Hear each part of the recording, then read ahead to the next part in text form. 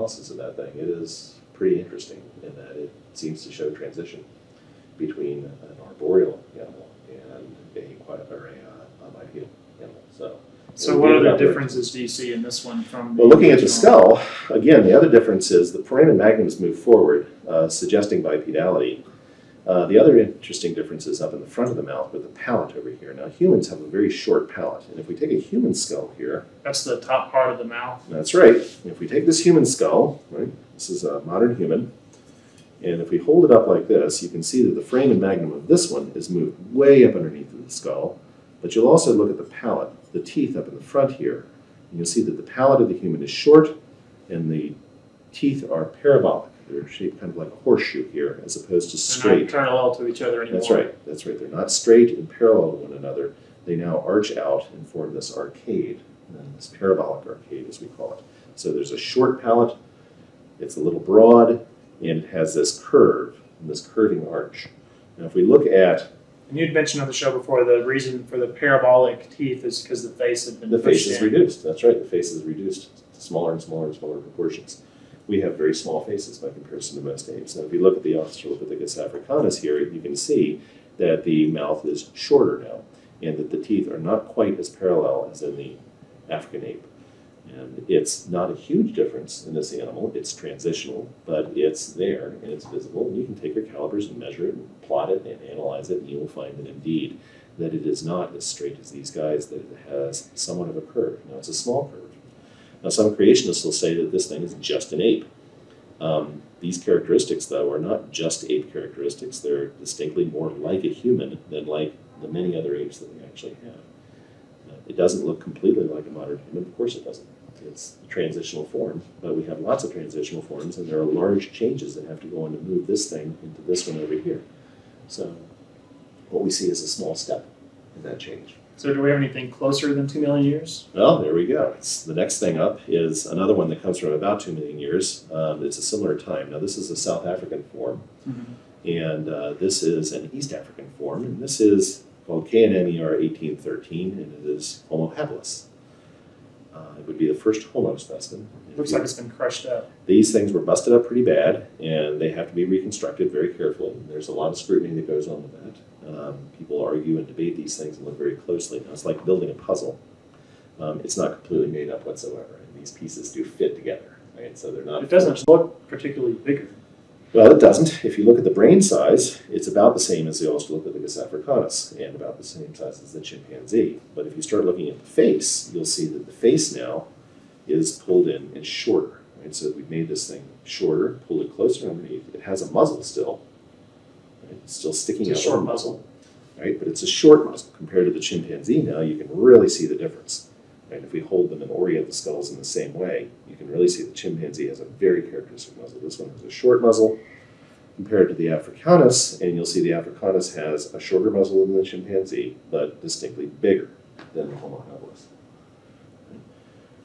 If you look at the foramen magnum, which is located right here, that's actually the front of it, so the anatomy is still there, even though this part is missing over here. There is the foramen magnum. Compare it again to the chimpanzee, and you'll see that it's moved underneath of the skull.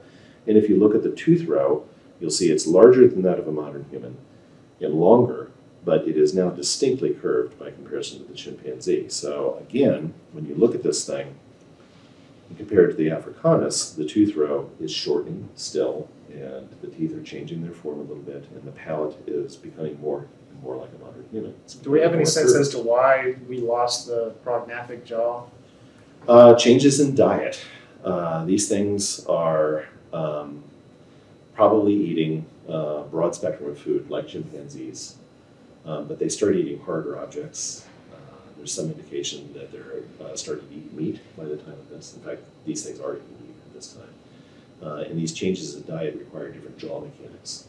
And the jaw mechanics, as the jaws change. Do they need to be able to have more force when they bite?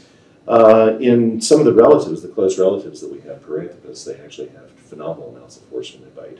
With the lineage leading to Homo, though, they're getting less of an ability to bite. And the force is actually shrinking by comparison to a chimpanzee. So, yeah, the face is becoming shorter, though, and reducing in association with changes in diet. The basic idea there.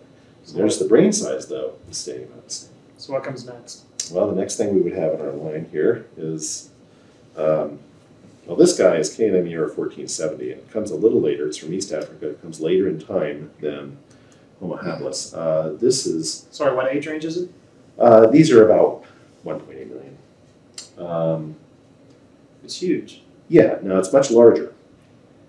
It is, by some people, classified as the same species as this being would be a female and this be a male. A lot of other people recognize this as a separate species of Homo rudolfensis. I favor that myself, that interpretation, for a number of reasons and the details that we look at the face here. But they are very closely related to one another, no matter how you want to officially classify. Now, this was an Australopithecus, correct? Now, this is an Australopithecus, and this is Homo. Okay. But it's Homo that is so close to Australopithecus that there have been some people who propose that we should call it Australopithecus. So I was going to say, if you're going to change the genus name, that it has to be different enough to... This has enough differences to be associated with the genus name. We also find stone tools with this very clearly. Wow. And that's a huge difference. yeah, there's a huge difference. They show up when this thing shows up, and they start showing up in abundance with the appearance of Homo. So stone tools. So we used stone tools 2 million years ago? Yeah. Wow, I didn't know that. Yeah. Now this thing, Homo rudolfensis, what you see is an increase in the brain size first. Right? Brain size begins to increase in Homo. In this particular individual, it's about the same size as this, and if you actually measure it, it's actually slightly larger, but only slightly. This thing is distinctly larger. The brain begins to get bigger. The face is becoming flatter and more pulled in at this point. We don't have the tooth row present mostly on this one, but you can see that the tooth row here is going to be a little more arched and broad. The specimen's slightly expanded here. Now, if the brain's going to get bigger, doesn't that take a lot more energy to You maintain? bet it does. Yes, So it does. it would have to be an evolutionary advantage It has to to have feed a that huge organ. That's right, and that is one of the major questions in human evolution is why do we increase brain size? Because brains are expensive tissue to maintain, very expensive tissue. It takes a lot of food and a lot of calories to grow one and maintain one.